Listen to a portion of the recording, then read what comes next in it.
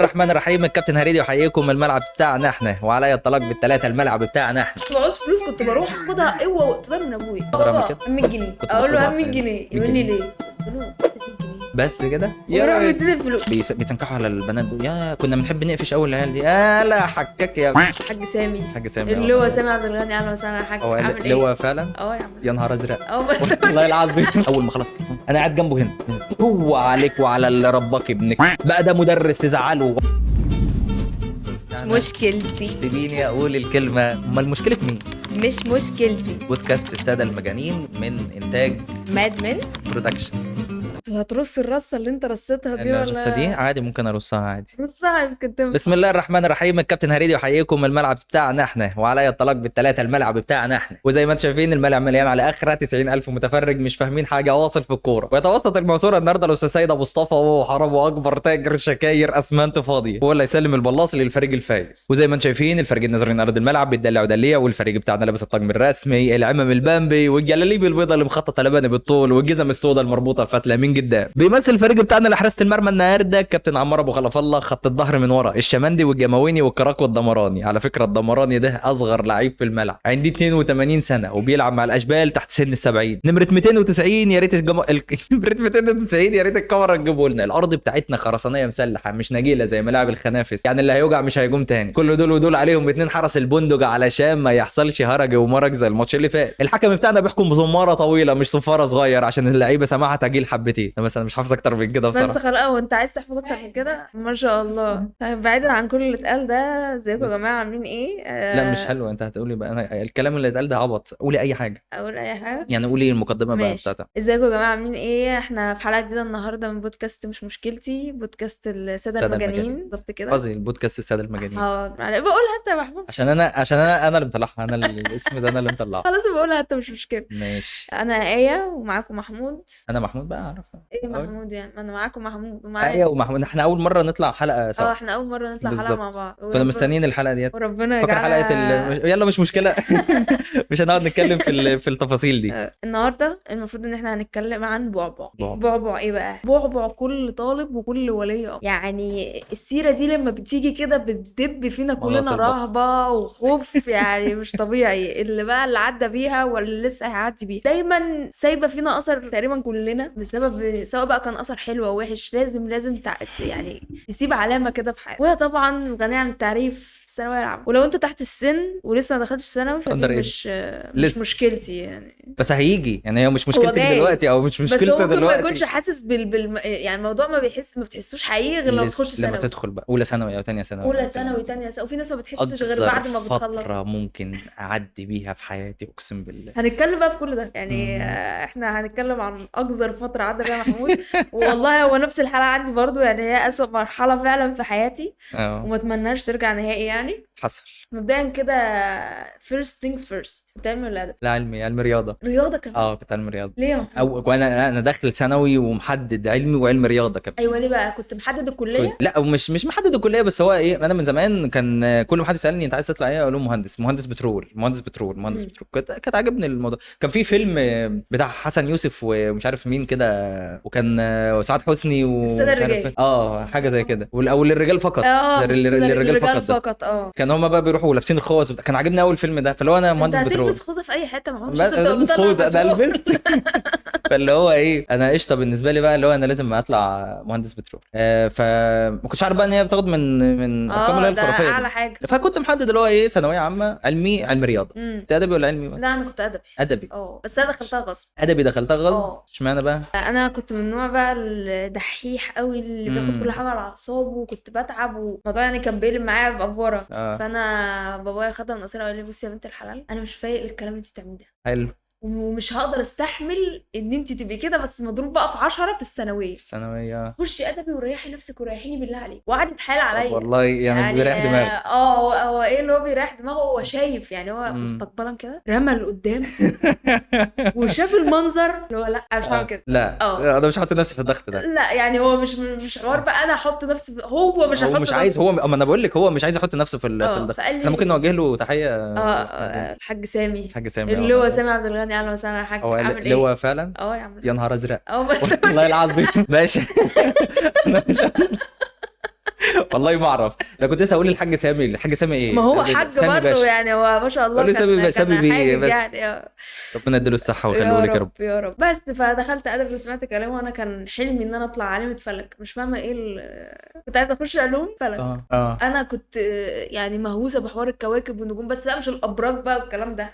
فدخلتي ساعتها فقلت لا انا اخش علمي واخش ايه علوم فلك. هو بقى حطم لي كل الامال. ادب. لا انا من يومها والله عندي ابويا وامي ما قالوليش ادخل كذا ولا ادخل ما تعملش كذا، لا انت عايز تدخل ايه علمي. حتى ساعتها يعني انا فاكر والله اليوم ده كانوا وزعوا علينا الورقه في اخر اولى ثانوي، اخر امتحانات اولى ثانوي، لو انت هتحدد علمي ولا ادبي. فاللي هو لما رحت بقى عشان امضي عليها واحط له، لقيت ابويا بيقول لي ايه انت كده دخلت في الجد. قلت له تقريبا يعني انا ما اعرفش باين كده حاج ولا ايه. باين كده فعلا. فدخلنا بقى ساعتها اللي هو ايه علمي، وبعد كده حددنا بقى علمي علوم ولا علم رياضه. انا كده كنت بحب الهندسه وبحب الرياضه والجبر والحاجات دي كلها. ويعني في ثالثه اعدادي كانت الماده الوحيده اللي كنت مقفلها 60 من 60 او مش عارف 30 مش فاكر. فلا هدخل علم رياضه والحمد لله. يعني احنا مش عايزين نحرق الاحداث اللي بعد كده، ناخدها واحده واحده. يعني كانت مرحله، لا يعني والله العظيم يا رب انا مش عارف ليه ده جديد الحلقه دي، بس الحمد لله يعني. فكان علمي ولا ادبي؟ علمي رياضه باقتدار.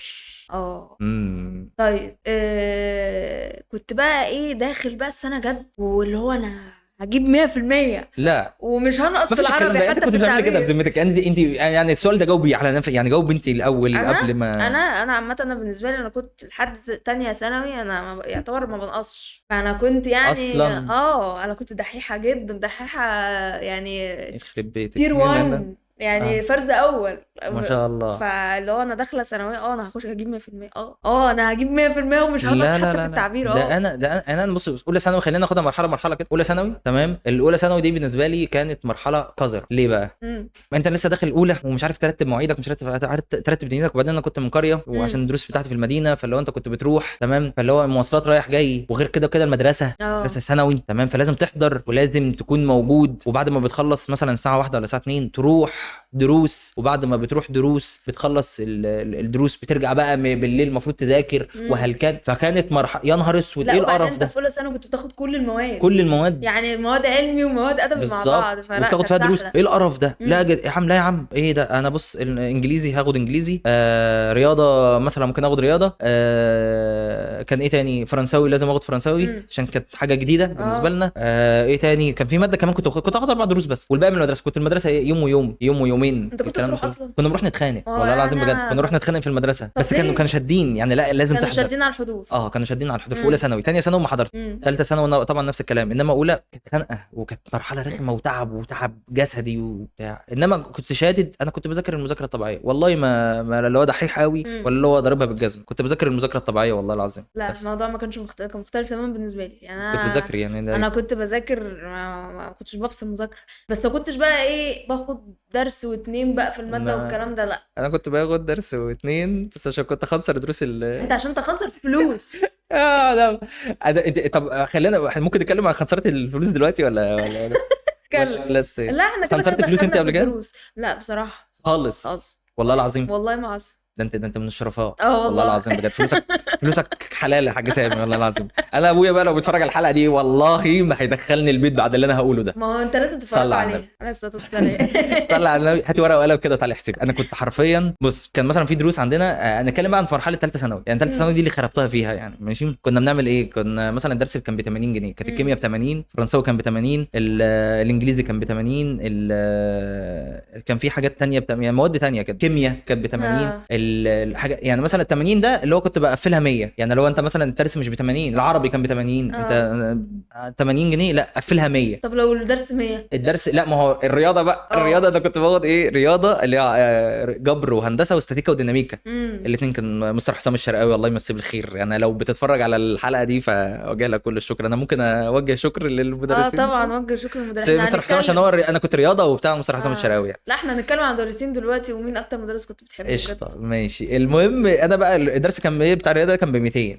اسكت لا 250. ايه اللي بترى ده؟ اقسم بالله انا كنت باخد مرتب مش ده مرتب واحد. شهري. ده انت تفتح بيت كده. والله العظيم مرتب شهري، انت فاهمه؟ ما اصل معلش انا برضو ابويا وامي كانوا حاسبينها لي بالسنتوف، اللي هو ايه انت مصروفك كان، اسالك مصروفك كان ثانويه عامه كام يعني في اليوم؟ لا انا ما كنتش بصراحه باخد مصروف. انت الثانويه بتاعتك كانت كام اصلا؟ كانت كام يعني؟ يعني سنه كام؟ 2016. انا كنت 2014. يعني كنت بتاخد مصروف كنت في باخد اليوم؟ مصروف، لا مش في اليوم، كنت باخد مصروف بالشهر. الشهر كان بكام؟ كنت باخد 500. ما شاء الله. طب ما انت زي الفل. والله العظيم بجد انا كنت باخد قد ايه؟ 5 جنيه في اليوم. حاج سامي مدلعني والله العظيم انا كان الحاج محمد بقى كان فشخني. 5 جنيه اللي هو انت مش هتروح بص مش هتبص. 5 جنيه اللي هو ايه، كنت بتركب مثلا عربيه مواصلات بالظبط، مواصلات وسندوتش. والله العظيم بجد عشان يضمن اللي هو انت مش هتروح كده ولا كده، مش هبلع بعصير حد، لا اللي هو كده وكده. كان لازم بقى لو انا اسلك سبل اخرى، انت اللي اضطريت نعمل كده، اعمل لك ايه طيب؟ والله حرفيا كنت باخد مرتب بيجي لي كل شهر. طب نحسب كده، احسب. انت كنت بتاخد كنت تاخد كام درس في باخد عربي يعني احسب كده، عربي 20 ادي 20 تمام، انجليزي 20 كمان، 40 كيمياء 60 فرنساوي 80 50 جنيه من الرياضه، يبقى 130 فيزياء 150 بس 150 جنيه حلوين في وقتها. طبعا 150 كانت ساعه البلاي ستيشن كان ب 5 جنيه. ساعه الله 2000 اللي حضر الحقبه الزمنيه بتاعت 2013 2014 تمام. كان في بيس 2013 كانت لسه نازله، كنت بروح انا واحد صاحبي اسمه ابو غالي، كان قبل درس الفيزياء. ابو غالي كان هو دلوقتي بقى مهندس كيمياء، مهندس ميكانيكا. كنا بنروح نلعب ساعه البلاي ستيشن كانت ب 5 جنيه. تلعب بلاي ستيشن بقى بيس 13 بقى. انت ليكي في بيس ولا ليكي في الكوره؟ يعني عارفه يعني لا بيس 13 دي كانت متعه. ندخل في بلاي ستيشن اسمه اشبيليه دلوقتي مش عارف قفل ولا اتشمع ولا مش عارف ايه. ونقعد طب ايه خسر يعني؟ والله بجد الساعه ب 5 جنيه. لا كان ساعتها كانت حلوه الساعه ب 5 جنيه يعني، كانت بيس 13 وكان نازله بقى، كانت مكسره الدنيا. كنا بنلعب ريال مدريد بقى، رجع الفرقه كلها ورا وطير رونالدو هناك ولونج ثرو، كانت حوارات. ونروح بقى ويحظه الاسود اللي هو طالع يلاقي السكرتير بس انا بتاع المدرس معدي من الشارع، حد يا نهار اسود. كنت بتروح بتلاقي حوار، بتعمل ايه يا ولد؟ بتعمل ايه يا ولد؟ بتعمل ايه هنا يا ولد؟ كان الحوار ابن كلب والله العظيم. ده كان من ضمن خنصره كنت مضيعها بقى كلها بلاي ستيشن. ساعات هدوم، ساعات اكل، خروجات. الكلام ده مش خروجات اللي هو خروجات يعني مثلا، بس انت مثلا ايه خميس وجمعه خارج رايحين نقعد على القهوه. القعده على القهوه اصل انت بصي دلوقتي مثلا فرق ما بين الدرس والدرس ساعه، انت هتروح تقعد فين؟ هتقعد في الجامع، هتقعد مع العيال يقعدوا بقى يقول لك انت ذاكرت ما ذاكرتش ما اتنيلتش مش عارف ايه الكلام ده كله، ولا تروح تقعد على القهوه ولا تقعد في البلاي ستيشن. لا يا عم روح نقعد على القهوه. كوبايه الشاي كانت ب 2 جنيه ساعتها، فكانت بتقضى والله العظيم. والله ما طبيعي يا ابني. انا واضح ان انا قلت حاجات، انا قلت حاجات ما ينفعش تتقال صح يعني، ما ينفعش تقال لابويا او امي. ده متوقف بقى هم يشوفوا الحلقه ولا لا بس هو عامه انت لما هم ما شافوش انا هبعتها. لا والله العظيم ابدا، الموضوع خلصان بالمنظر اللي انا كنت بعمله في مخنصرات والملازم مذكرات برضو. في ملزمه ب 500,000 جنيه لازم تتجاب ولا والله بجد. هو انا ندمت بعد، انا كنت بشوف حرفيا ابويا وامي لا هم فعلا كانوا حارمين نفسهم من حاجات كتير عشان خاطر يوفروا لي الحاجه زي لله الحمد. انا بحاول ان انا دلوقتي اعوض جزء من الخنزره اللي انا كنت بعملها قبل كده، بس كان ساعتها برضو لا يعني كانت طيش شباب يعني، كانت دماغ برضو صغيره وبتاع. غير كده وكده بقى في حاجه كمان انا نسيت اقولها لك على ال 150 جنيه دول. انا كنت باخد درس عربي زياده وفيزياء زياده وما بروحهمش، تاخد فلوسهم كامله بقى يعني 160 جنيه دي فيهم على ال 150 جنيه فكده 310. ما تبصليش كده بس هو انا كان في انا مش والله ما عايز اتكلم، بس كان في واحد صاحبي هو هيعرف الكلام موجه ليه دلوقتي، بس كان الخمس دروس اللي احنا كنا بناخدهم كان هو ادبي ما كانش بيروح وكان بياخد فلوس والله العظيم بجد. طب اذا كان باباك هيعدي لك اللي فات ومش هيعدي لك دي؟ هو مين بتاعت العربي درس العربي والفيزياء دي؟ لا هو طيب مش ما انا بقول لك بحاول اعوضه ماديا دلوقتي. خد يا حاج قدام الفلوس دي ليه يا ابني؟ مش هينفع اقول لك كانت صيغتها وخلاص خليها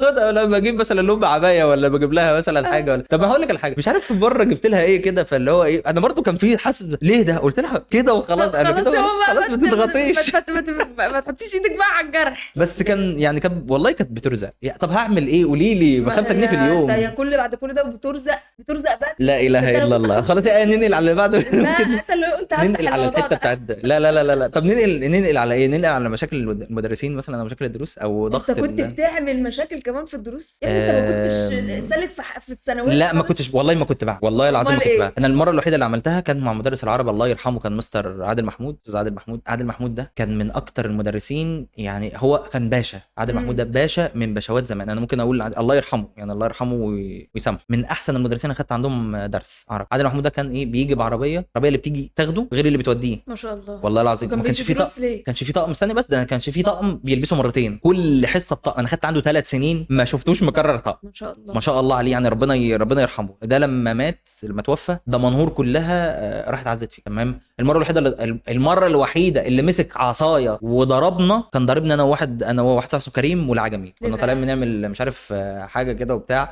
فالمهم ايه، كريم والعجمي كانوا عمالين بيتكلموا صوت عالي، او اتخانقنا مع السكرتير عشان مش راضي، كانش خلينا نسمع وبتاع. وطلعنا فوق. اول ما اصطاد مين؟ اصطاد كريم. نتعشوا عصايتين. قلت يا نهار اسود استاذ عادل انت عمرك ما ضربت. بعدين مسك العجمي، طيب بص طيبه ما مؤاخذه يعني. المهم جه عندنا ولقيته مره واحده رفع ايده وضرب. قلت هو انت ضربتهم كده؟ قال لي انت عايز تضرب بالبلغ؟ ده ضربه ايه ده؟ انت عايز تضرب بالجزمه والله العظيم. وراح ايه، كلم اولياء امورنا. واولياء الامور ايه، العيال كلها اللي كلموهم كان السكرتاريه اللي هم الاسيستنت، يعني كان اسمها، كنا مسميها سكرتاريه. الا انا هو اللي كلم ابويا. انت يا ابني عملت له ايه؟ والله العظيم ما اعرف. والراجل محترم وذوق في الكلام والكلام ده كله. لقيت ابويا اول ما انا ايه قاعد، ابويا بيتكلم في التليفون كده. والله العظيم هقلد لك الموقف تسم. انا ابويا ما بيضربش ولا بيشتم ولا بيخبط ولا بيتف. والله العظيم بجد. وعليه تفه يا نهار اسود. المهم اللي هو ايه، هو بيتكلم في التليفون، قاعد بيتكلم في التليفون كده. تمام لا معاك حق يا استاذ عادل، معاك حق. مش عارف. اول ما خلص التليفون انا قاعد جنبه هنا، هو عليك وعلى اللي ربك ابنك بقى ده مدرس تزعله. والله العظيم انا خدت التفه دي، نطرت 2 متر لورا. ايه يا عم اللي انت بتعمله ده؟ وراح اعتذر له. راح تاني يوم اتاسف له وقعد معاه وبتاع مش عارف ايه. وابنك والله العظيم ومعين ما كنت بعمل حاجه غير بقى، والله العظيم ما كنت بعمل، والله العظيم ما عملت حاجه. فاللي هو ايه يعني شفت الناس اللي كانت متكلبشه، والله ما عملت حاجه، والله هو اللي عمل كل حاجه. بس والله فعلا المشاكل كانت قليله. خناقات مع المدرسين، خناقات مع السكرتاريه. كنت بحب اتخانق مع السكرتاريه، كانوا رخمين بصراحه. هم طول عمرهم رخمين لحد دلوقتي. يا نهار اسود. وكان اللي هم بيتنكحوا على البنات دول. يا كنا بنحب نقفش اول العيال دي. لا حكاك يا مؤاخذه يعني. انا مش عارف احنا واخد راحتي زياده عن اللزوم. انا واخد راحتي زياده عن اللزوم في الموضوع ده. فاحنا ممكن نعمل ايوه، او اللي هو صوت الله. احنا ممكن انا زمايلي كنا بنحب نقفش الناس دي قوي ونحب نرخم عليهم. يا لهوي انا لو حكيت والله هقفل بيوت ناس كتير قوي. لو انا محمود كفايه انت بيتك انت اللي اتقفل خلاص. طب انت ما كنتش بتاخدي دروس في لا كنت باخد دروس. بتاخدي دروس يعني درسين في الماده؟ لا هو درس واحد. وكان حلال يعني مش كان فلوسه حلال 100%. ما تقلقش يا حاج، انا عمري ما عملت الحركه دي. انا لما كنت بعوز فلوس كنت بروح اخدها قوه واقتدار من ابويا يعني. لا انا مش هقدر اعمل كده. 100 جنيه بس كده. 100 جنيه انا 100 جنيه عمري ما كنت اقول له 100 جنيه يقول لي ليه؟ قلت له عايزه 100 جنيه بس كده. في ثانويه عامه. انت عايز نفسيتي تتعب ولا ايه؟ لا يا سلام والله العظيم كده. يقول لي خلاص ويروح يديني الفلوس. لكن انا اخد الفلوس مش بطريقه مشروعه 100%. هي كان في نوع من انواع التهديد، لكن ما كنتش بخنصر. انا هدد احمل واسوي في نفسي ولا في نفسي هاتوا فلوس. ده مرحله. طب انا كنت باخد من غير ما اعمل العبط اللي انت كنت بتعمليه ده. طب على الاقل لو انا كنت بعمل عارفين ان انا خدت فلوس. لا بس هو بصي هقول لك على حاجه. كان في وقت كده كنت بحس ان ابويا عارف، هو يعني عارف بس فاهم اللي هو يعني سيبه يعيش شبابه. ما اعرفش. بس والله العظيم عمري يعني ما استخدمت الفلوس دي في ان انا في حاجه غير مشروع. يعني والله العظيم بجد الشهاده اللي يعني لو كنت بروح مثلا اجيب بنطلون لبس بتاع هو بيس 13 بس. كانت بيس 13 دي كانت متعه. والله العظيم بجد كانت متعه بالنسبه لنا. طب انت كان اكتر ماده كنت بتحبها ايه؟ اكتر ماده كنت بحبها انا طول عمري بحب الانجليزي جدا. انجليزي؟ انا كنت بحب الانجليزي قوي. ممكن بقى كمان كنت بحب علم النفس. قوي. يعني علم النفس بتاعنا كان المنهج بتاعه كان حلو. الفلسفه ما كنتش بفهمها، يعني الفلسفه دي انا كنت بصمها زي ما هي كده. انا مش فاهمه كلمه. التاريخ ده يعني بص بعبع اي حد في ادبي. التاريخ زي الفيزياء عندنا كده، زي الفيزياء عندكم كده بالظبط. التاريخ مشكلته ان هو انا بتكلم طبعا على المنهج بتاعي، ما اعرفش المنهج بقى اتغير دلوقتي ولا لا. كبير جدا مليان تواريخ واسامي واحداث. باب محمد علي ده كان يعني باب محمد علي ده اللي هو فصل محمد علي. انا فكرت باب محمد علي ده الباب نفسه يا ابني. ركز معايا. فصل محمد علي في التاريخ. ايوه الفصل بتاع محمد علي ده. يعني في السنه بتاعتي اسال اي حد يتلجلج يخاف. كان صعب قوي. زي مثلا كان عندنا الكيمياء العضويه باين، او الكيمياء مش عارف الكيمياء ايه كده، كانت رخمه بالنسبه لنا برضه. لا يعني الفصل ده بالذات او الباب ايا كان يعني، آه. ده بالذات كان فعلا صعب جدا. فده كان البعبع بتاعنا. هو انا ما كنتش بكرهها، بس انا مادة رخمة بصراحة، يعني مادة رخمة. والعلم النفس كان حلو، ده اللي انا كنت بحبه. الفلسفة كانت يعني، الجغرافيا كانت ها، مم. بقى اللي هي اللغات العربي والانجليزي والفرنساوي انا كنت فيهم تمام. بس انا اكتر مادة كنت بحبها هي هي الانجليزي. مش وكنت عارف. وكنت مقفلاها، كنت جايبه فيها الدرجة الانجليزي، النهائية. الانجليزي انا نقصت فيه نص درجه او درجه حاجه زي كده. ما شاء الله محمود، ده انت بتعرف لغات بقى. انا لا مش للدرجه، انا كنت تصدقي بالله والله العظيم كنت بحب الفرنساوي جدا. مم. ايام ثانوي كنت بحب الفرنساوي، كانت بتدينا كنت باخد درس عند مدام فيفي. مدام فيفي دي كانت انزلي دمنهور كده مم. وقولي مدام فيفي نار بتاعت على علم. الفرنساوي، يا نهار اسود اقسم بالله العظيم كانت حاجه واو. تمام. كانت بتدينا برضو، كانت فرنسا، كنت بحب الفرنساوي. كنت بحب الكيمياء بس نقصت فيها 8 درجات. لا، ما هي دايما الضربه ما بتجيش غير من اعز والله الناس العظيم ليه. بجد كنت بحب والله الكيمياء وانا فاكر يوم الامتحان الكيمياء ده كان في رمضان. انا كنت امتحنت في رمضان، امتحاناتي كلها كانت في رمضان. ويوم امتحان الكيمياء ده كنت ايه، علشان ما ارجعش اذاكر تاني كنت طبقت من بعد السحور وكنت ماسك الملزمه بتاعت العضويه دي كانت ارخم حاجه. وايه، كنت قاعد في الشباك وكان جنبي في تقفيصه فراخ او مش عارف بتاعت بط، تقفيصه دي اللي هي عشه فراخ. تمام. كنت قاعد بتذاكر في العشه ولا لا كنت واقف على الشباك، وكانت الايه الصفحه اللي انا ذاكرها كنت اقطعها واكرورها واضرب بقى الديك، ودي كانت ما شاء الله. كانت ست الله يرحمها، كانت لسه الى الغذاء والله العظيم بجد عشان ما ذاكرش تاني. ما انا خلاص بقى، خلاص انا ذاكرت حفظت الملزمه. طب مش يمكن تشيل الماده؟ ما انا نقصت فيها 8 درجات. يمكن اشيل الماده الله يحرقك. لا شيل الماده ايه، نقصت فيها 8 درجات بس زعلان بصراحه والله ساعتها. اكيد طبعا. فكانت الكيمياء كانت بالنسبه لي حلوه. مش هقول لك الفيزياء كانت حلوه، الفيزياء انا كنت خايف منها. بس مع ان الفيزياء ناقص فيها درجتين، انت متخيله؟ ما انا بقول لك يعني ناقص في الفيزياء درجتين. ال بتاع ده كانت ايه تاني المواد برضو كانت العربي. انا ما كنتش بحب العربي بس كنت بحب عادل محمود مدرس العربي. كان باشا الله يرحمه، يعني انا برضو هفضل اقول الله يرحمه، كان باشا حاجه كده من بشوات زمان. كنت بحب محمد العدلي بتاع الكيمياء. محمد العدلي ده بتاع الكيمياء كان احسن مدرس. شفت المدرس اللي هو بيشرح بطريقه شبه بس كان ضربه يا ويلك يا سواد ليلك لو وقعت تحت ايده، يا نهار اسود.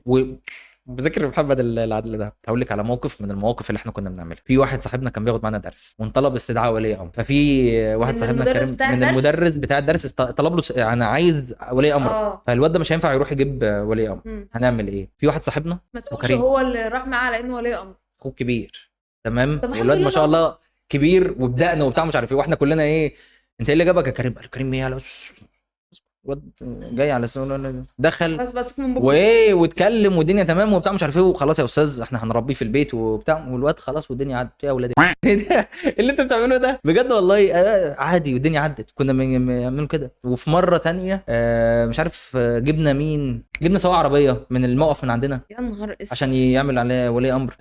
مره برضه استني بتاع ولي امر انا ما عملتش مشاكل، عايش اي بلاوي في اولى ثانوي. عملت مشكله مع مدرس الفيزياء في المدرسه كان اسمه امير، وعملت مشكله الا ولازم ولي، وانا عشان اروح اقول لابويا ان ويمكن والله ما عرف، ما يمكن هتعرف الموضوع ده دلوقتي، عشان اروح اقول لابويا ان في استدعاء ولي امر كارثه، كان هيدوس على وشي. كلمت عمي ابن عم ابويا وقف مع مستر شهاب. مستر شهاب ده كان مدرس انجليزي كنت برضه عنده درس برضه. قلت له يا مستر حصل كذا كذا كذا وبتاع مش عارف. قال لي وبعدين؟ قلت له بعدين ايه، ما انت سيد العارفين، ما انا عايزك تيجي معايا. قال لي طب ماشي بكره. مستر شهاب ده كان حاجه وجه حاجه اقسم بالله. ده جالي الفصل تاني يوم خبط ودخل بتاع مش عارف ايه. فالعيال ايه انا عايز محمود زايد. العيال زايد ما بيبص عليا كده ولا محمود كلم يلا في حد نضيف عايزك وبتاع. المهم رحت يا مستر، قال تعالى عشان راح شاف المدرس بقى قاعد يشتكي لي وبتاع مش عارف ايه. يقول له حاضر تمام مش عارف ريح. المشكله المدرس ده ايه، قبل ما المستر شاب ده او اول ما ولي امر يجي هو دخل الفصل كان عندي حصه. قال لي انت مش قلت لك ما تجيش غير بولي امرك؟ قلت له طب ما هو جاي في السكه اعمل لك ايه يعني؟ قال لي طب اطلع بره لحد ما يجي. جيت رايح الكانتين جايب كيس جوليو كيس كلبز وقعدت قدام الفصل قعدت اكل. يا نهار وحياه ربنا بجد. قال لي انت شخصيه مستفزه لو ما مشيتش دلوقتي هعمل لك رفض. قلت له طب انا هعمل لك ايه؟ عنده حق وانا بقولها قدام المشاهدين كلهم عنده حق. ما طبيعي يعني هو طردك ما كنتش بطيئه ومبهدلك وانت رايح تاكل لي كلبز قدام الفصل. ما هو كان خد لك ما طب نعمل ايه طيب؟ ما انا قاعد قدام الفصل عشان الشنطه بتاعتي جوه والعيال ممكن ياخدوا منها حاجه او يسرقوها وكده. احكي لك عن خناقات الثانوي.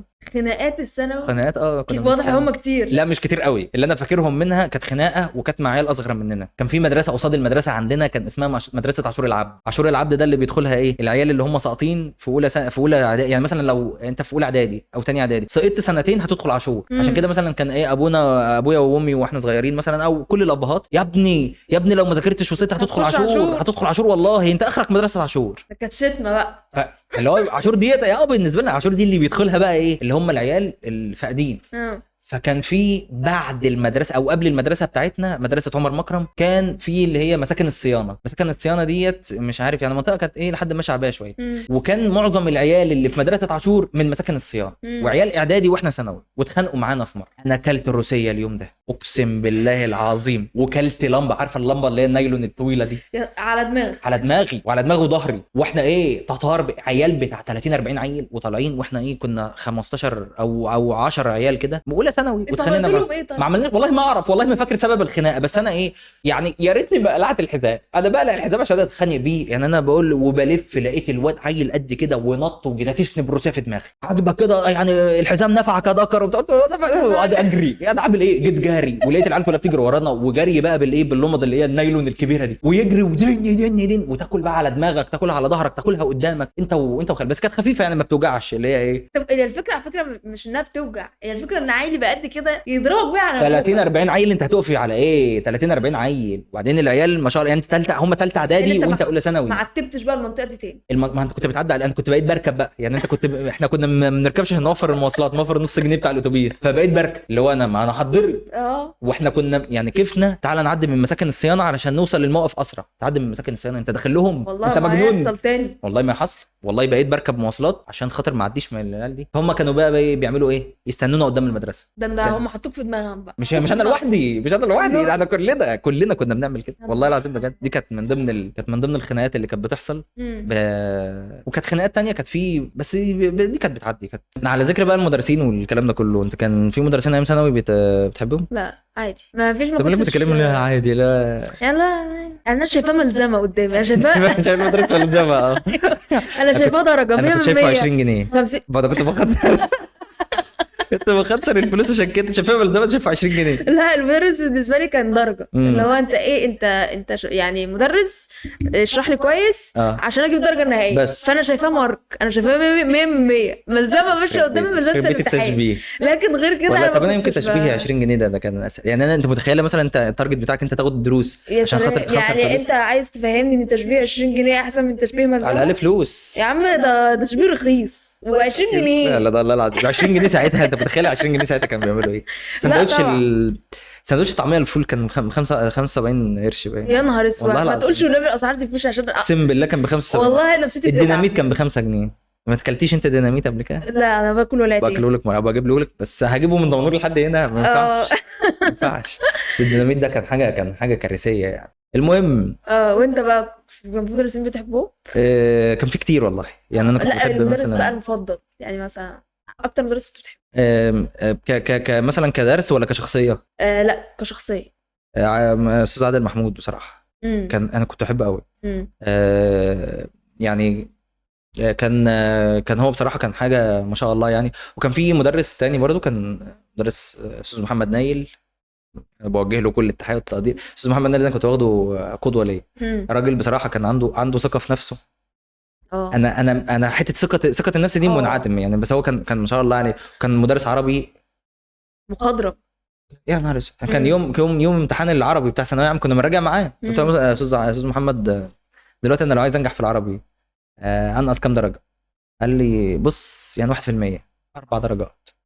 قلت له يا راجل ده انا حاطط بتاع 16 درجه. قال لي تبقى حمار والله العظيم، وهم الاربع درجات اللي انا ناقصته 1%. انا ناقص في العربي 1%. انت متخيله؟ فده كنت بحبه برضو.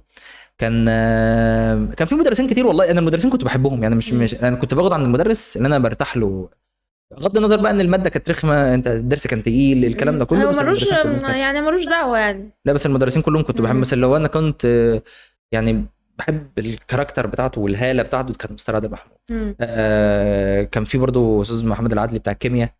كان برضو كان حاجه، بس كان ضربه يا نهار اسود ومهبب والله العظيم بجد. كنا بناكل ضرب. وكان ساعات بيجيب كان استدعاء ولي الامر ولا بتاع. المهم يعني بغض النظر اللي رحنا بقى عملنا برضو موقف. رحنا سلمنا على السكرتاريه بتاعت عادل محمود ده.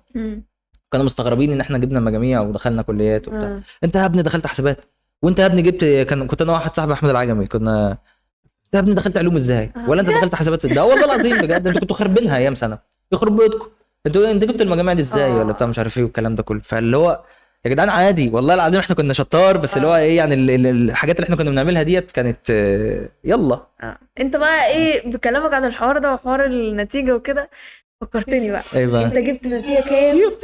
وده عايزاك بقى تحكي لي بالتفصيل من اول بقى ما عرفت النتيجه طلعت لحد بقى ايه ما الاحداث خلصت. يا نهار اسود. طب ما اقول لك ما تحكي انت الاول، علشان بس بالله عليك انا بحاول ان انا والله العظيم اطول في وقت الحلقه على قد ما اقدر، او بحاول ان انا اهرب على قد ما اقدر علشان خاطر ما احكيش الموقف. انا حسيت ان انت عمال تيجي كده وتيجي كده. بقول لك ده ايه بصراحه كانت كارثه. بقول لك ايه يا دفعه هنتكلم عنها. وعايزه اقول لك يعني انا مش بقول لك نتكلم عنها عشان انا بقى فخوره بقى بنفسي وباللي انا عملته يا جماعه. هو انت كنت جايبه كام في سنه؟ كنت جايبه 90%. انا كنت جايب 93.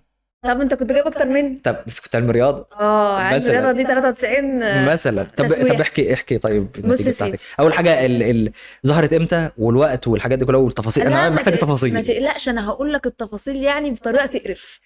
ايه بص ايه ده بص بقى يا سيدي. زي ما قلت لك بقى انا كنت دحيحه جدا والناس بقى كانت مستنياني بقى يعني ايه هطلع من الاوائل. ارتب طبعا. يعني هم كله بقى كان قاعد الصبح مستني اسمي في الاوائل وعمال انا اقول ايه انا لو جبت 98% هزعل قوي. هزعل قوي 98% وهتزعل قوي. 98% هزعل قوي. فكنا بقى كان ساعتها احنا كنا في رمضان برضو كنا بناكل في رمضان. انا نزلت بنات في رمضان برضو. ماشي مش هحرق الاحداث ده قوي. فكنا قاعدين بقى بناكل وفاكره والله لحد دلوقتي ما كانت عامله ايه. كانت عامله مكرونه ومفتيك. حلو. وانا لسه بقطع حته المفتيك طب بقي سمعت صوت زغروطه بره رحت تفاها في وشه. ايه القرف ده؟ ايه ده؟ امك سكتت لك كده عادي؟ ايه ده؟ ما هو هي يعني احنا كلنا قاعدين على اعصابنا خلاص بقى النتيجه هتطلع في اي وقت. فهي لما حصل كده هي برضه. طب كويس انت تفهم ما شرقتيش يعني ما وقفتش في زورك كده. انا ما لحقتش ابلع. هي كانت لسه في بقى. طب غيري السكيب يعني خلاص يعني مش تفاصيل دي مش بقول لك تفاصيل تقرف. مش بلاش التفاصيل دي.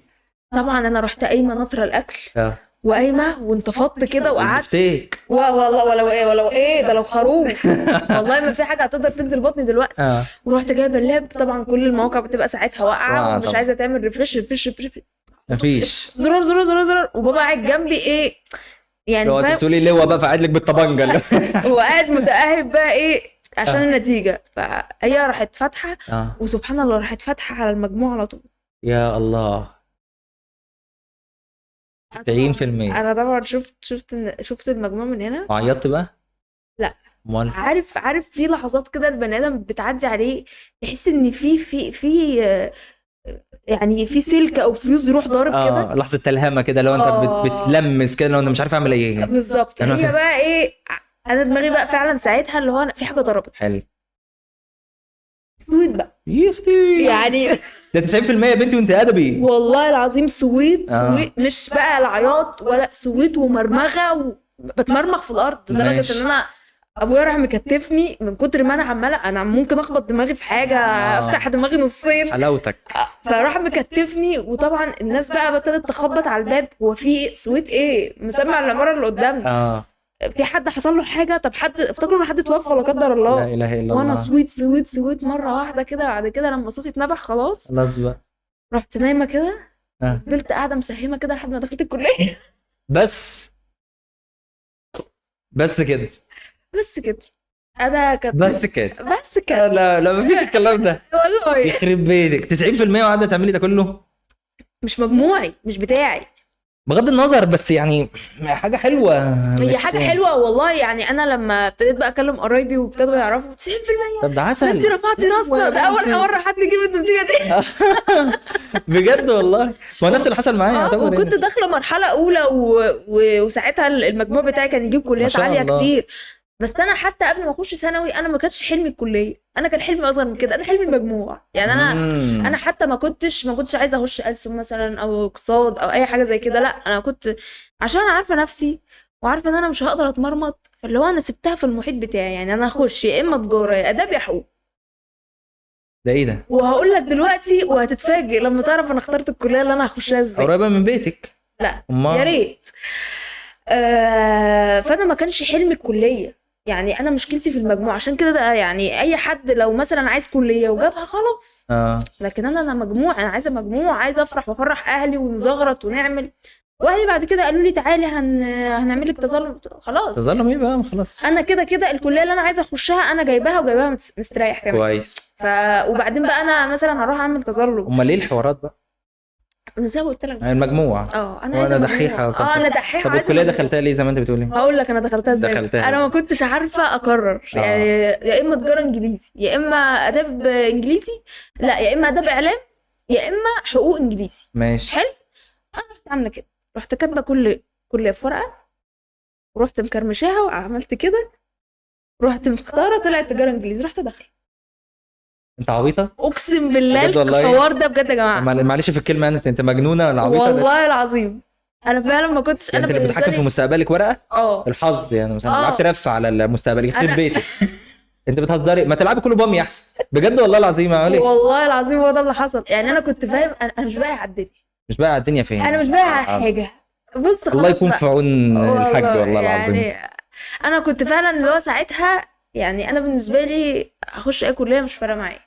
انا مش فارق معايا اخش كليه ايه، انا كده كانش فارق معايا اخش كليه. خلاص بقى عملت يعني المجموع بقى وبتاع مش عارف ايه الكلام ده كله في الكليه بقى مش هتفرق بالظبط. فلما بقى جت كمان حوار ان المجموع، يعني انا كان ممكن مثلا لو جبت مجموع كبير شويه افكر في كليه اعلى شويه، لكن هي ايه خلتني اثبت على موقفي وادتني بلاها زياده اللي هو خلاص على الدنيا السلام بقى. بس خلاص انا مستقبلي انتهى، اتدمر. انا حياتي باظت. انت بتقولي ايه؟ يا لهوي حياتي باظت. ودخلت تجاره انجليزي. تجاره انجليزي. احكي لي انت بقى وبالتفصيل. نبي بلاش. لا لازم اعرف بقى ايه عملت ايه من النتيجه. طلعنا عليه الصلاه والسلام. لو تسالي حد قريبك او حد تعرفيه يعني من دفعه 2014، دفعه اللي النتيجه بانت مش بقى بعد الفطار ولا ساعه الفطار، هي قبل الفطار ب5 دقائق. المغرب بيأذن 6، هي ظهرت 6 إلا 5. يا نهار ابيض. او يعني انا ما يخنيش التعبير، بس هي ظهرت قبل الفطار ب5 دقائق او ساعه الفطار بالظبط. تمام. اللي حصل كالتالي، انا كنا بعد ما خلصت الثانويه كنا مكبوتين بقى وبتاع، فكنا بنروح نلعب كوره قبل الفطار. كنا بنروح نلعب في عارفه الجورن؟ عارفه يعني لو قلت لك جورن هتعرفين؟ لا طبعا. جورن ده ملعب ترابه. تمام. اسمه جورن النادي، بنروح نلعب فيه كده كوره وبتاع مش عارف. مش نجيله؟ لا مش نجيله، ترابه زي بتوع الخنافس. ايه الخنافس؟ ده المقدمه اللي انا قلتها في الاول دي. لا بس اللي هو انت مثلا كنت بتروح بقى تلعب انت الترابه دي، انت بتروح مثلا تيشيرت لو وقعت بتطلع اسود. ايوه. انت بتروح انت بتتغسل انت والهدوم، يعني انت فاهم؟ انت تنام في جاز مثلا. المهم كنا بنلعب كوره قبلها وايه خلصنا بتاع مش عارف ايه، او لا الموضوع ابتدى قبلها بيوم. قبلها بيوم كنت سهران انا وكريم. كريم ده لسه مكمل معايا لحد دلوقتي، كريم صاحبي من ايام من زمان يعني. انا وكريم ومحمد اشرف وعلاء صلاح وزه وعيلين كمان كده ايه برضه. كنت متوتر قوي يا جماعه، النتيجه هتبان بكره. طب لا النتيجه هتبان بكره. فالمهم ايه، كريم قال لي بكره احنا في لعب كوره وبتاع مش عارف ايه، كان في تمرين كنا بنتمرن في مركز شباب عندنا. قال لي ما تروحش تلعب او ما تروحش من غيري، عشان عارف ان انت لو رحت انت بتوترك ده وضغطك ده وبتاع مش عارف ممكن تتخانق مع حد وبتاع، فايه هنروح سوا وبالمره كمان تيجي تصحيني. ما جاش وانا ما رحتلوش صحيته. المهم رحت لعبت وقد كان اتخانقت مش عارف مع مين في الملعب، مع الكابتن باين ولا مش عارف مع عيل مدى. كنت في القانون. لا والله بجد اتخانقت خناقه وبتاع، واللي هو طردني بره او طلعت بره وطلعت وبتاع. كان توتر بقى. انت مش طايق نفسك. توتر مش طايق نفسي بقى. فمروح من الملعب للبيت، كل اللي يقابلني في الشارع ها يا محمود النتيجه بانت عملت ايه، ها يا محمود عملت ايه، ها يا محمود. وانا الوحيد في المنطقه اللي داخل ثانويه عامه، يعني مش في البلد كلها كانت في المنطقه عندنا. تمام. محتوى. انا بقى انت محتوى القريه كله بقى اللي هو ايه في الثلاث يعني مثلا في عيلتنا مثلا عيله زايد كنا انا واحد كمان او في المنطقه دي، فكل اللي قابلني في الشارع ده قشطه، مع ان لو مشيت في شارع تاني عادي في ناس تاني في اخبار ان شاء الله خير خير خير. اول ما رحت البيت كنت مستني بقى اللي هي شفت القشه التي كسرت والله قطمت ظهر الباب اللي هي فشخت كده. والله العظيم لقيت ابويا داخل عليا، ها يا ابني النتيجه بانت. ويا دوبك هو قال لي بس النتيجه بانت، هستيري عياط وجيت داخل الاوضه قافل عليا وتشنجات واغمى عليا. ما كنت بتريق عليا ليه؟ ما انا كنت بقول لك عشان اقول لك عشان كده بلاش احكي. وعامل لي مش عارفه ايه وازاي. لا بس قبل ما تبان مش ساعه ما بانت. ايوه انا زعلي مبرر، انت كمان مش منطقي. ضغط ضغط. مع ان يومها الصبح كنت صاحي الفجر، وامي كانت صاحيه تصلي الفجر، فبتقول لي هي النتيجه ممكن تبان النهارده. قلت لها اه. قالت لي انت ايه رايك ممكن تجيب قد ايه؟ قلت عشان لها ابقى مؤهله والله نفسي بس. والله قلت لها والله يا ماما انا هنقص 30 درجه بالظبط وهجيب 93. انت ليه بتقول؟ قلت لها انا هجيب 93 والله العظيم يومها الفجر. طب وانت مش عارفه كنت مراجع؟ لا بس كان قلبي حاسس 93 ومش طب ما شاء هنقص ولا الله. هزيد عنه، والله يمكن الناس ما تصدقني في النقطه دي، بس انا هجيب 93 وقلت لها كده، ويمكن لما تتفرج على الحلقه دي هتفتكر الموقف ده. المهم ايه، نطلع بقى تاني لفوق. دخلت الاوضه اغمى عليا وبتاع، كسروا عليا الباب ودخلوا لقوني متشنج وبعدين يفوقوا فيا والكلام ده كله بتاع. المغرب اذن والنتيجه بانت، والحاره عندنا كلها، ما انت مش في عماره بقى، انت بتقولي عماره قصادنا، ده الحاره بقى. الحاره عندنا كلها طلعوا في البلكونات وانا عمال بقى ايه يا ام محمود، محمود عمل ايه؟ محمود عمل ايه؟ وسامعين صوت محمود عمال بقى بيتشنج، والناس عماله، وامي زعلانه والناس عماله بتعيط وبتاع. المهم طب ادينا سبب للزعل يا ابني، استنى طيب هو بقى شوية. ما ابويا بقى يا ابني قوم والله العظيم ما ثانويه، الله ينعل ابو الثانويه على ابو اللي دخلك ثانويه يا ابني، وامي تعيط ويجيبوا لي عمامي وبتاع. وكان فاكر، انا فاكر شاكر عمي ده، عم شاكر واحد عمي يعني عمي شاكر جه مسك دبوس وقعد يشكك عشان يفوقني ويحط لي، ما فوقنيش وبرضه الله يسامحك يا اخي، حط سبيرتو في مناخيري. انا ساعتها قلبت ازرق، وبيقول لي انت قلبت ازرق بقيت مثلا كائن فضائي، ومع ذلك فوقت عينك فتحت مره انت تلاقيك كنت قايم محول كده، انا قمت خشوا على البرتقانه اللي على دماغي انا يلا. مره واحده كده بيقول لي انا اتخضيت لقيتك مره واحده جيت مفتح وقلبت ازرق وبعدين جيت نايم تاني. قلت الواد مات. يا نهار اسود. اقسم بالله زي ما بقول لك كده، اللي هو ايه يعني ايه، طب ايه. وبعدين جابوا النتيجه، وزمايلي بقى جم تحت البيت بلاب وفلاشه نت وبتاع، وانا هنجيبها له وقول لنا رقم الجلوس وبتاع. وابويا طلع لهم قال لهم يا جماعه هو تعبان بس وبتاع مش عارفين مش. واتصلوا بمين؟ اتصلوا بكريم جه على جنبي وفوقني بتاع. المهم فين على الساعه كام بقى؟ الساعه 10 ما شاء الله والله العظيم. كل ده بقى ايه؟ 4 ساعات من التشنج، كل ده بقى حوارات واغمى. خلاص بقى انت خلاص رايح في داهيه. طب قوم، طب انت جبت 93. انا سمعت 93 اللي هو بقى ايه، بدات اللي هو افوق. وانا عايز اقول لك على حاجه، انا كنت سامعهم بس مش قادر افوق يعني. انا سامع كل اللي بيحصل حواليا بس انا مش قادر اتكلم ولا قادر افوق. المهم 93 الحمد لله، والدنيا وبقى زغاريط بقى والدنيا ومش عارف ايه، وعمتي تكلمني وزغرات، وراح جابوا بيبس وجابوا سينا كولا من اللي هي المعفنه الصغيره اللي كانت سهره ديت ومش عارف ايه، وكانت لسه طالعه ساعتها سينا كولا صغيره كده، والناس تيجي وتروح واليوم عمره ما هيقوم، هو هيطلع من ما طبيعي بجد انت بتحكي ده. والبلاوي اللي حصلت بعد كده بقى هي اللي انت بتقولي الكليه جت معاك ازاي. انا بقول لك الكليه جت معايا ازاي. انا كنت ما دخلتش مرحله اولى، انا دخلت مرحله ثانيه. مرحله اولى كانت بالنسبه لي فرقت على 4 من 10 2 من 10 حاجه زي كده. فاللي هو انا اصلا كنت يعني نفسي هندسه وبتاع مش عارف ايه، بس جت في ثانيه ثانوي او ثالثه ثانوي كليه حسابات ومعلومات دي رنت في ودني كده، انا عايز ادخل حسابات ومعلومات. المهم جبنا 93. المرحله الاولى ظهرت انا مش فيها تمام. المرحله الثانيه طب يلا بينا نروح نكتب الرغبات، يلا بينا. ابويا بقى معايا، ابويا ما فتش صح تمام، خارج معانا فن صحي. رحت عند مدرس جنبنا جارنا، يلا بينا نكتب الرغبات، يلا بص طالما ما جاتش هندسه احنا هنكتب اول حاجه معهد فن صحي، بعد كده علوم، بعد كده تربيه، بعد كده تجاره. انا بص له كده بقول لك ايه، روق.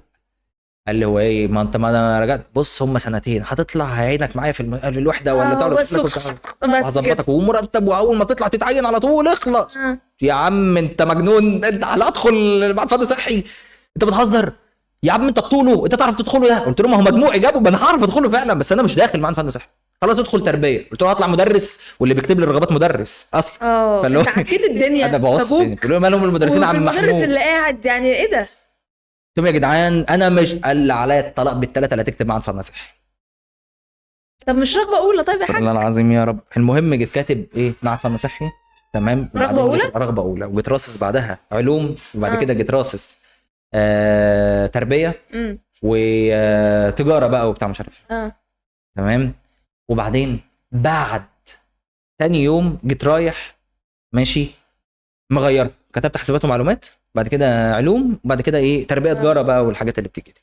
قشطه. الكوميديا بقى في اللي جاي.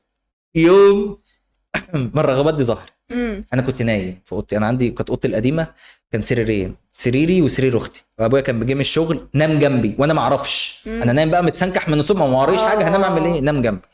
حد كلمني ايه الدنيا انت عملت ايه؟ قلت عملت ايه في ايه؟ قال لي الرغبات ظهرت. رغبات ايه اللي ظهرت؟ بجد والله؟ طب هات رقم جلوسك. وانا كل ده ايه في التليفون ومش واخد بالي ان هو ورايا، فين وفين عبال ما يلي سمعت النفس، فقلت هوطي صوتي كده وبتاع مش عارف ايه. المهم التليفون رن تاني، مبروك انت جبت حاسبات ومعلومات بنها. حاسبات ومعلومات بنها. وقمت بقى اتنططت، انا بص بقى من الفرحه مديله ظهري. وقعت عليه. لا وقعت على مين؟ انا حسيت بصهد شعر صدره طالع ورايا كده، واللي هو ايه بقى، شفت الصوت بقى لما حاسبات ومعلومات ايه بروح بصيت له كده اللي هو والمصحف دي كليه حلوه. قال لي احنا مش كاتبين معهد فن صحي، هو انت بتروح تغيرها من مزاجك وبتروح والتيت والشريط وماسك بقى مسكني من هنا بقى وبارك فوق ايه. لف في وشك؟ لا هو ضرب بقى اليوم ده كان ايه مثلا. انا كنت مستنيه. لا لا لا لا لا اتفاق دي لما تيجي مثلا ايه اللي هو متضايق مني بعيد مش عارف ايه الكلام ده. لا لا هو بس خلاص بقى هيقتلني. الفكره بقى في اللي جاي، امي بقى جت من المطبخ، ايه اللي حصل؟ مش قال لها البيه كنا كاتبين حسابات، كنا كاتبين معهد فن صحي، وراح غيرها من ورايا وكتب حسابات ومعلومات. قالت له ما شاء الله كليتين. قلت له كليتين ايه؟ اضرب انت بتعمل ايه؟ اضرب يا عم كمل الله يكرمك يا حدين يا جدعان ده مستقبل. عملت ايه؟ عملت صينيه بطاطس. هي عملت صينيه بطاطس فكانت مش عارف بتعمل في المطبخ وجات. قلت له كليتين ايه؟ حسابات ومعلومات وعشان تحسب يا عم الله يسترك. المهم جينا فضل بتاعت يومين ثلاثه خلاص بقى مش راضي عن الموضوع انت هتبرر منك. خلاص بقى انت فاشل. لحد ما راح واحد صاحبه في الشغل اقنعه بالكليه. قال له يا عم دي هندسه والله العظيم وبيدرسوا فيها برمجه وحاجات ومستقبلها نظيف. كليه عاليه. احنا كنا الوقت قريب كنا تبع كليه هندسه تبع نقابه المهندسين، واحنا اللي انفصلنا عنهم ان احنا عايزين نقابه لوحدنا. المهم يعني انت مهندس برمجيات مهندس كمبيوتر. لقيته جاي من الشغل بيبص لي كده وبيضحك، كنت قاعد بقى مش طايقه لو انا قاعد بقى خلاص بقى وريني كده قفاك لسه معلم ولا لسه. لا هو كان ماسكني من هنا كده. المهم ايه، قال لي بروح بكره اظبط الورق بتاعك علشان نروح نقدم لك في الكليه. بجد والنبي والمصحف؟ قال لا والله انا سالت عليه وطلعت كليه كويسه.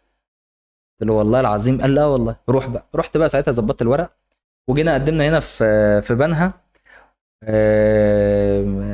وحصلت مواقف كتير وهو بيقدم لي، من ضمنها ان انا دخلنا حمام البنات. ايه ده؟ اقسم بالله. ده ليه؟ يوم ما كنا رايحين واضح ان هو ما كانش لسه راضي عنك. ابويا ده انا عليا انا لو احكي لك كميه المواقف اللي حصلت اليوم ده بيني وبين ابويا والله لا تضحكي. اليوم ده كنت رايح مطبق وهو كان رايح نايم، وانا اول مره كنت اركب قطر، فاللي هو ايه هو متعود بقى كان قبل كده جيش وكليه وبتاع. المهم قال لي ايه احنا هنمشي القطر الساعه 6 هنمشي الساعه 5 وبتاع، فحاول تنام. قلت له لا انا هفضل سهران. ورحنا انا مطبق راح كده لو راح زومبي. المهم ركبنا القطر ورحنا وصلنا بنها هنا وبتاع، وصلنا الكليه. فانا بقول له بابا انا عايز ادخل حمام.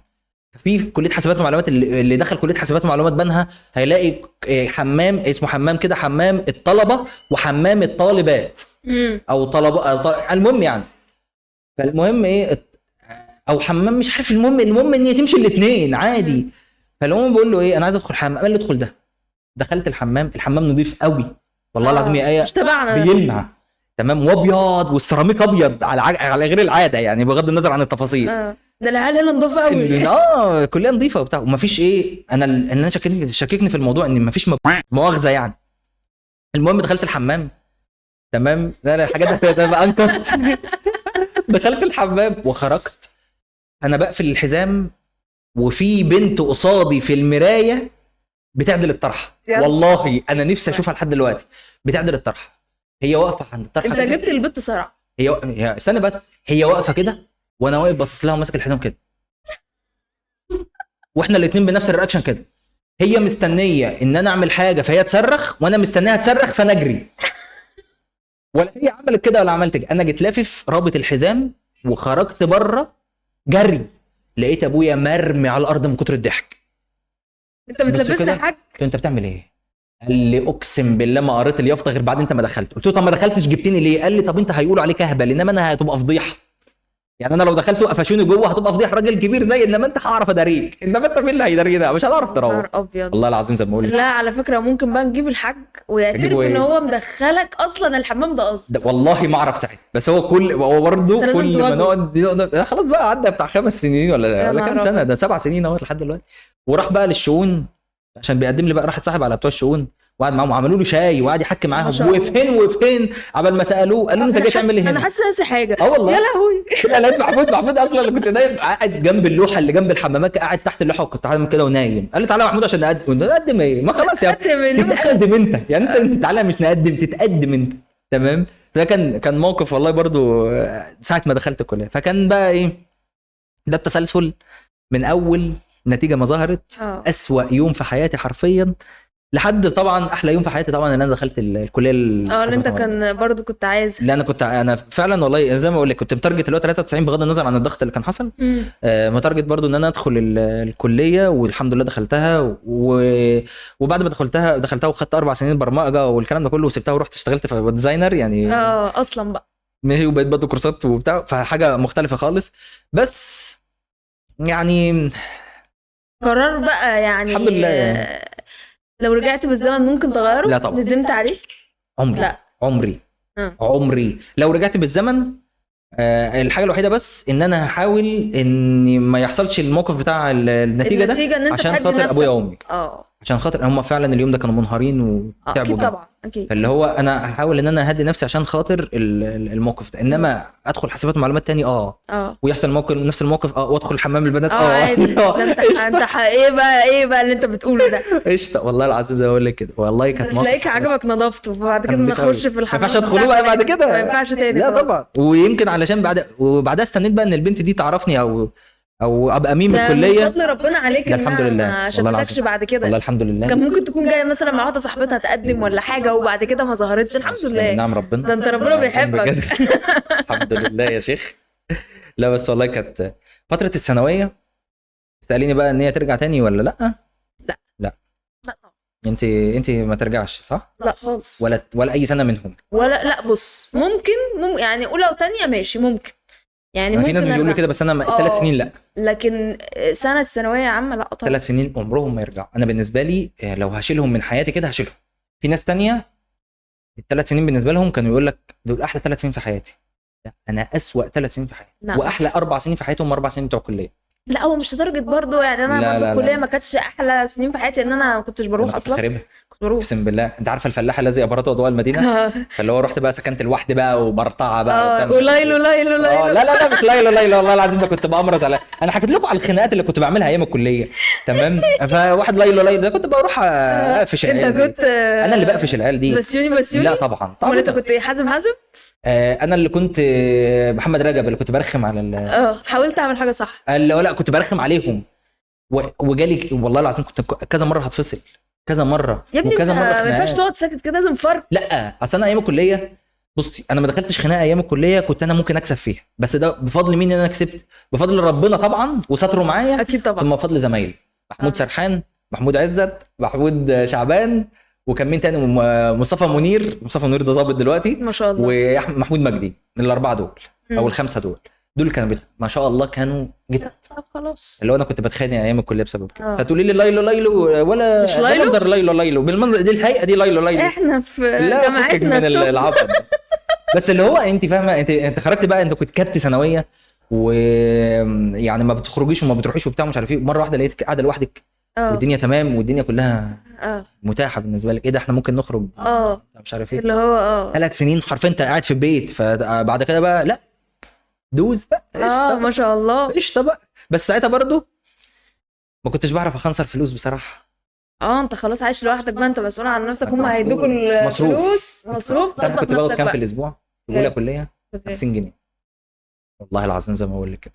يوم ما ارتقيت في ثانيه كليه كانت 70 جنيه، ثالثه كليه بقت 150 جنيه، رابعه كليه كانوا 150 جنيه برضه والله العظيم اقسم بالله العظيم. بقول لك ايه محمود كفايه عليك كده بصراحه، ده انت أيام تعال كانت مكلف ومقرف لا والله، بصراحه. لا بس الحمد لله ان دلوقتي ربنا يعني ربنا عوض. لا الحمد لله. بتقضى يعني. لا ما انا يا طول عمرها عارف، بتقضى. ما انا عارف. طول عمرها بتقضى.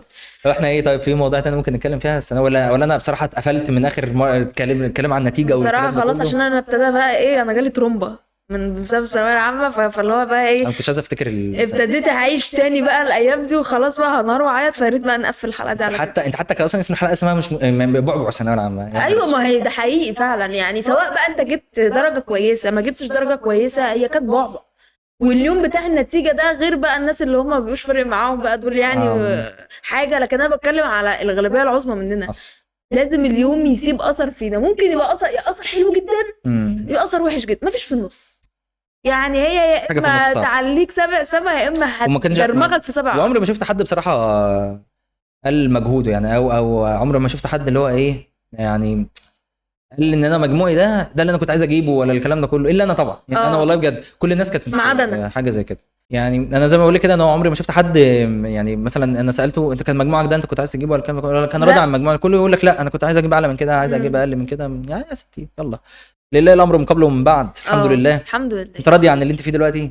انا الحمد لله الحمد لله. وانا نفس الكلام. انا والله العظيم يعني ما كنتش متخيل ان انا هبقى في المكانه دي في يوم من الايام، او ان انا اوصل للمستوى اللي انا فيه ده من يوم، او الحمد اللي انا بحمده، او الرضا اللي انا فيه يعني. لله الحمد يعني. لو رجعت بالزمن تاني لورا لا انا همشي بنفس التسلسل، هتمشي على نفس الخط. نقفل يلا بينا. والله بجد انا اتخنقت منك يعني بصراحه يعني انت قعدت تتريق عليا وطلعت زيك وتحفل وفي الاخر طلعت اسوأ مني. ده النتيجه حتى تطلع.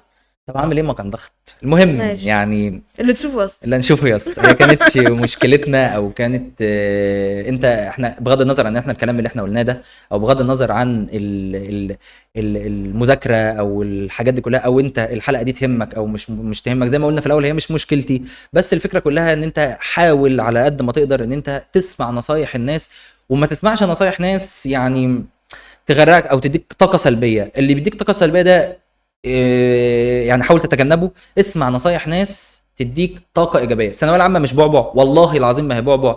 الاهالي ممكن يكونوا ضغط وممكن ما يكونوش ضغط. انا عندي اهلي لله الحمد يعني ما كانوش ضغط عليا خالص. كنت بشوف اهالي تانية كانوا يعني حرفيا مبوظين الدنيا على عيالهم. بس انت يعني دي مش مشكلتك انت، هي هتبقى مشكله اهلك لو حطوا عليك الضغط ده، وهتبقى مشكلتك انت برضو لو سمعت او اديت ودنك لناس ادوك طاقه سلبيه. هتدخل ثانويه عامه مضغوط، مش هتقدر تعمل فيها حاجه، وهتيجي بعد الثانويه العامه بعد ما النتيجه تظهر هتلاقي مجموع وحش جدا، او المجموع مش اللي هو يرضيك، فهترجع وتقول للناس انا سمعت نصيحتك، انا سمعت وانتوا حطيتوني في ضغط. كل واحد هيقول لك ايه، مش مشكلتي دي، مشكلتك انت، ده مشكلتك انت اللي ايه سلمتنا ودنك، او انت اللي حطيت نفسك في الضغط ده. كل اللي احنا بنطلبه منكم بس بغض النظر عن الكلام اللي احنا قلناه والهزار والضحك والحاجات دي كلها، هو انك مطلوب منك ذاكر واعمل اللي عليك، الباقي ده توفيق من عند ربنا. اوعى تخلي حد يحط عليك ضغط، عشان زي ما قلت لك كده هيجي في الاخر هتقول هو هيقول لك دي مش مشكلتي انا، دي مشكلتك انت، وتصرف انت بقى. ودي كانت نهايه الحلقه بتاعت بعبع الثانويه العامه. كان معانا آية، كانت حلقه حلوه قوي، انا استمتعت بيها بصراحه بالهزار والضحك والحاجات دي كلها. ان شاء الله يا جماعه يعني احنا معانا حلقات كتيره الفتره اللي جايه، كان في حلقات نزلت قبل كده يعني، يا ريت تقولوا لنا رايكم.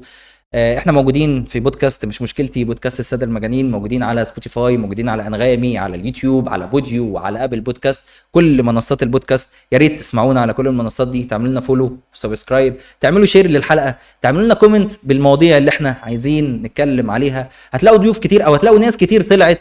قولوا لنا رايكم في الحلقات، قولوا لنا رايكم لو في حاجات محتاجين نظبطها، كل ده احنا مستنيينه منكم، وانتوا اكيد مستنيين مننا حلقات تانية كتيره من مش من بودكاست مش مشكلتي.